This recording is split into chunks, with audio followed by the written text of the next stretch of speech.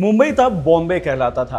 Industrialisation की शुरुआत थी। आजादी से पहले मुंबा देवी, धांजी स्ट्रीट जैसे इलाकों में बड़े बड़े टेक्सटाइल मिल्स खोले जा रहे थे, यानी वर्कर्स की तेजी से बढ़ती तादाद। इन वर्कर्स ने उस टाइम पास का एक इंटरेस्टिंग तरीका खोज निकाला था। एक ऐसा सिस्टम जो एक्साइटमेंट और थ्रिल से भरपूर था, साथ ही साथ रकम दोगुनी होने की उम्मीद भी देता था।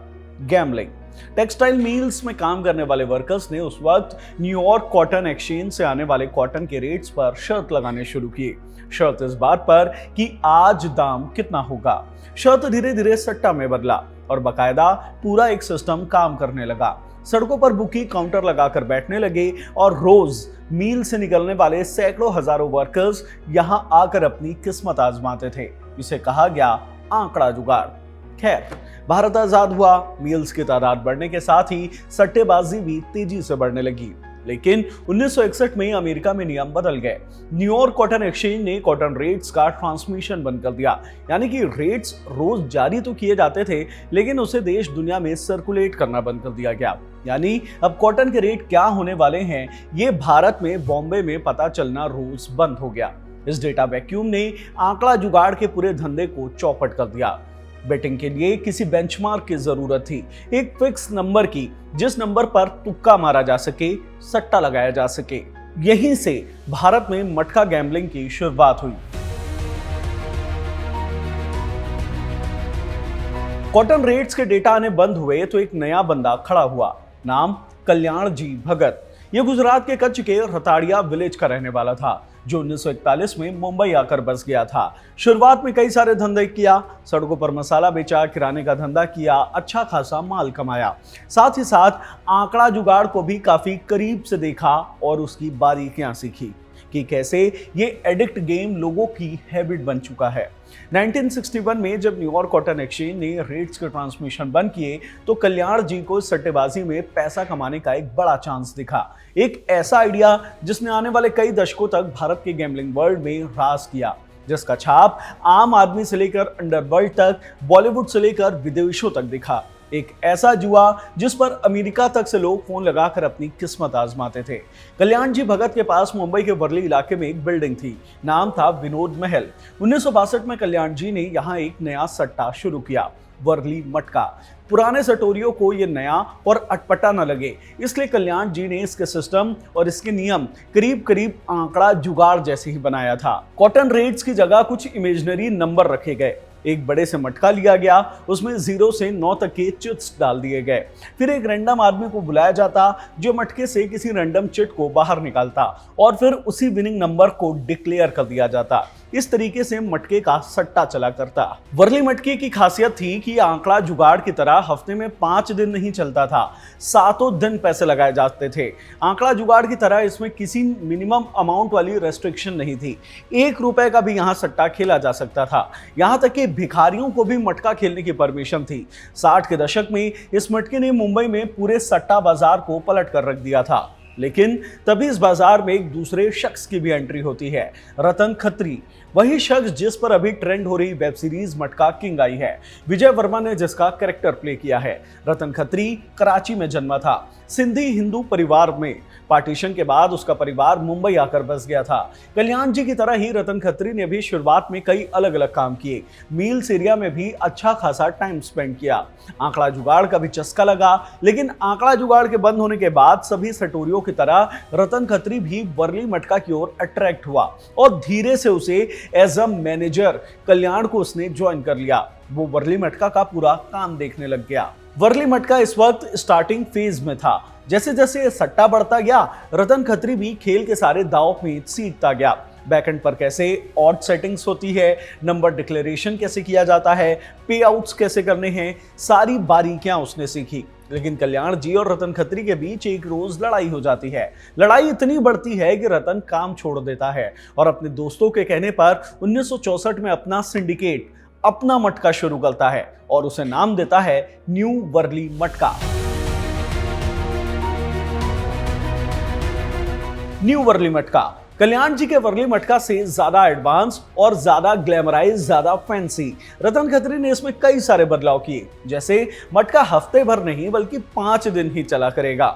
मटके से निकलने वाले किसी एक नंबर के लिए जुआ नहीं लगाया जाएगा, बल्कि नंबर्स के कॉम्बिनेशन का इस्तेमाल किया जाएगा। इसके अलावा मटके में ताश का भी इस्तेमाल शुरू किया, जो गेम चेंजर साबित हुआ। यह ऐसा था कि हर बार नंबर डिक्लेयर करने के लिए डिब्बे से एक नया ताश की गड्डी खोली जाती थी। फिर कोई भी रैंडम व्यक्ति आकर ताश के रैंडम पत्ते बाहर निकालता। जुआ 3 पत्तों पर होता। अगर एक भी नंबर फंस गया तो पैसा मिलता, और अगर तीनों के तीनों कॉम्बिनेशन बैठ गए तो पैसों की बरसात होती। ये ऐसा था मानो 1 रुपए के सट्टे में 900 रुपए की जीत। रतन का एक नियम था, एक ताश की गड्डी से एक बार जुआ होगा, फिर उसे फेंक दिया जाएगा। हर नए सट्टे के लिए हर बार नई गड्डी। ये ग्लैमरस भी था और लोगों के अंदर से बैकएंड में होने वाली धोखेबाजी और छेड़छाड़ का शक भी नहीं रहता था। रतन खत्री ने अपने सट्टे में मैथमेटिकल अप्रोच भी लगाया। विनिंग नंबर के लिए कुछ फॉर्मूला बनाया था। जैसे अगर ताश के 3 पत्ते निकलते हैं, मान लो 2, 7 और 8, इन्हें जोड़ा जाता था। इनका टोटल हुआ 17। अब हमेशा सामने वाले डिजिट को हटा दिया जाता था, यानी 17 में से 1 को हटा दिया गया तो बचा 7 ही विनिंग नंबर होगा। मटका खेलने वाले mill workers, auto taxi drivers या छोटे कामगारों को यह मैथमेटिकल अप्रोच फैंसी लगती थी। कुछ लोग इसे प्रोबेबिलिटी वाला मैथ्स भी लगाते थे। हर हाथ के पास अपनी किस्मत आजमाने का अपना तरीका था। धीरे धीरे यह मटका इतना पॉपुलर हो गया कि मुंबई की गलियों में रतन मटका के बहुत सारे खोखे खुल गए। यहाँ चार्ट लटके होते, यहाँ आंकड़े लिखे होते, लोग आते और पैसे लगाते। यही नंबर्स का रोजाना ऐलान होता, यही लोग अपनी स्लिप्स जमा करते और सारे ट्रांजैक्शन इन्हीं खोखों से मैनेज किए जाते। 60 के दशक में रतन मटका एक क्रेज की तरह मुंबई में फैल चुका था। एक वर्ग ऐसा था जो दिन रात इसी मटके की दुनिया में फंसा हुआ था। आज की प्रोबेबिलिटी क्या होगी, कल वो कितना पैसा जीत गया, वो कितना पैसा हार गया। नंबर अनाउंस होता तो खोखे के सामने कभी जश्न होता तो कोई पैसे लुट जाने पर हंगामा खड़ा करता। एक अच्छा खासा एंटरटेनमेंट लोगों को मिल चुका था। कहानियां चलती हैं कि उस दौर में कई फिल्म स्टार्स भी रतन खत्री के जरिए मटके में अपना पैसा लगाते थे। शाम होते होते मुंबई की लैंडलाइन सिस्टम मानो बैठ सी जाती थी। मटका सिंडिकेट पूरा लाइन जाम कर लेता था। दूसरों को फोन करने का मौका तक नहीं मिलता था। गुजरात, राजस्थान जैसे स्टेट से सट्टा लगाने लगे थे। यहां तक कि मिडिल ईस्ट, अमेरिका जैसे देशों में रहने वाले इंडियंस भी फोन पर मटके में पैसा लगाया करते थे। बताया जाता है कि 70 के दशक में इस मटका सिंडिकेट का मंथली टर्नओवर 500 करोड़ से ज्यादा तक पहुंच चुका था। वो कहावत है ना, जुआ किसी का नहीं हुआ। मटका ऐसी लत बन चुका था कि कुछ लोग सैकड़ों हजारों कमा रहे थे तो दूसरी तरफ कई घर बर्बाद हो रहे थे। बकायदा सूदखोरों का एक सिस्टम काम करने लगा था। लोग उधार देकर मटका खेलने लगे। पैसे डूबने पर घर हड़प लेने, मारपीट करने, यहाँ तक कि हत्या तक हो जाने के कई केस सामने आने लगे। लेकिन एक चीज जो कांस्टेंट बनी हुई थी वो थी रतन खत्री का इंस्टेंट राइज। गोरा चिकना चेहरा, हमेशा सफेद कपड़े और सिर पर एक स्कार्फ उसका सिग्नेचर स्टाइल बन चुका था। बॉलीवुड की पार्टी से लेकर अंडरवर्ल्ड तक हर जगह रतन खत्री नजर आने लगा। सभी से क्लोज कनेक्शन। रतन खत्री की एक रॉबिन हुड जैसी इमेज बनने लगी थी। फिल्म प्रोड्यूस करना उसका शौक था। आज भी कई पुरानी फिल्मों में आप प्रोड्यूसर के तौर पर रतन खत्री का नाम देख सकते हैं। ऋषि कपूर की फिल्म रंगीला रतन में भी पैसा उसी ने लगाया था। यहाँ तक कि गेस्ट अपीयरेंस भी दिया था। कहा जाता है कि 1975 में आई फिरोज खान की पॉपुलर फिल्म धर्मात्मा रतन खत्री के कैरेक्टर से ही इंस्पायर्ड थी, जिसमें एक इमोशनल डॉन को दिखाया गया था जो फैमिली ओरिएंटेड तो है लेकिन साथ ही एक रूथलेस डॉन भी है। इस फिल्म ने रतन खत्री को पावर ब्रोकर वाला इमेज दे दिया था। मुंबई में लोगों ने मान लिया था कि रतन खत्री रॉबिन हुड है। यहां तक कि पूरे सिस्टम का किंग है। उन्हें मटका किंग का नाम दे दिया गया। 70s के अंडरवर्ल्ड में हाजी मस्तान, वल्थराज मुदलियार, यूसुफ पटेल, करीम लाला जैसे कई डॉन भी मटका की ओर अट्रैक्ट होने लगे थे। 70s में जब करीम लाला ने मुंबई को अलग अलग डॉन्स के बीच बांट दिया तब मटका के खोखे का भी बंटवारा हुआ और इन पैसों का इस्तेमाल अंडरवर्ल्ड करने लगा था। इस चीज ने मटका पर गहरा चोट किया। पुलिस को समझ में आने लगा कि मटके के पैसे का इस्तेमाल अब अंडरवर्ल्ड अपने क्राइम में भी कर रहा है। लेकिन वो कहते हैं ना, जो जितनी तेजी से ऊपर जाता है उतनी ही तेजी से नीचे भी आता है। 25 जून 1975 को इंदिरा गांधी सरकार ने देश में इमरजेंसी लागू कर दिया। इस दौरान सरकार ने सिर्फ विपक्षी नेताओं को ही नहीं गिरफ्तार किया, बल्कि ऑर्गेनाइज्ड क्राइम सिंडिकेट पर भी अच्छी खासी गाज गिराई। हाजी मस्तान जैसे कई अंडरवर्ल्ड डॉन गिरफ्तार कर लिए गए और लपेटे में रतन खत्री भी आया। 19 महीने तक रतन खत्री जेल में रहा। जब बाहर निकला तो सिंडिकेट बदल चुका था। पैरेलल में कई नए प्लेयर्स आ चुके थे जो मार्केट को टेक ओवर करने लगे। पॉलिटिकल और पुलिस का प्रेशर बढ़ने लगा और रतन खत्री की मटका में मोनोपोली घटने लगी। लेकिन असली डाउनफॉल हुआ 90s में मुंबई पुलिस ने अंडरवर्ल्ड के खिलाफ मानो मोर्चा खोल दिया था। दया नायक, प्रदीप शर्मा, विजय सालस्कर जैसे कई एनकाउंटर स्पेशलिस्ट सामने आने लगे। इन्हें समझ में आने लगा कि मटका अब सिर्फ आम लोगों के सट्टे का खेल नहीं रह गया है, इसके पैसे अंडरवर्ल्ड इस्तेमाल कर रहा है। इन्हीं पैसों से ड्रग्स, हथियार जैसी डीलिंग्स हो रही है, मनी लॉन्ड्रिंग की जा रही है। ऐसे में मुंबई पुलिस ने मटका के अड्डों पर रेड मारना शुरू किया। इतना बड़ा क्रैकडाउन कि ज्यादातर मटका डीलर्स मुंबई छोड़कर ही भागने लगे। इसे अब पहले की तरह ओपनली चलाया नहीं जा सकता था, धंधे में नुकसान हो रहा था। इस बीच रतन खत्री के साथ एक ऐसी घटना हुई जिसके बाद उन्होंने खुद को मटका बैटिंग से दूर ही कर लिया। 1993 में एक बार रतन खत्री अपनी फैमिली के साथ किसी ट्रिप पर जाने के लिए निकले। एयरपोर्ट पहुंचे तो पता चला कि सरकार ने उन्हें नो फ्लाई लिस्ट पर डाल दिया है।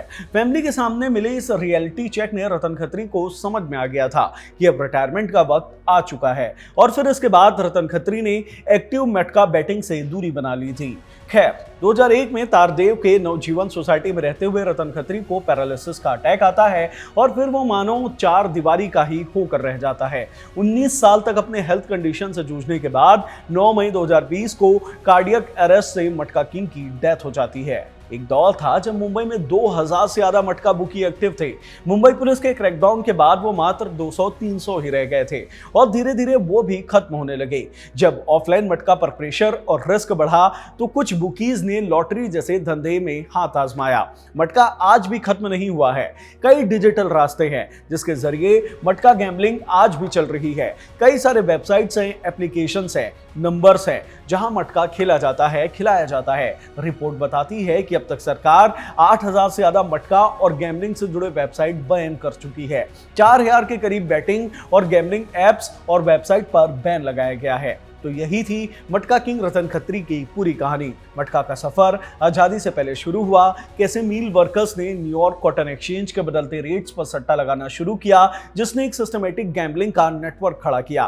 कैसे कल्याण जी ने बल्कि मटका की शुरुआत की और फिर कैसे रतन खत्री ने उसे ग्लैमराइज कर दिया। ये कहानी आपको कैसे लगी हमें कमेंट बॉक्स में जरूर बताएं। इस वीडियो में इतना ही। धन्यवाद।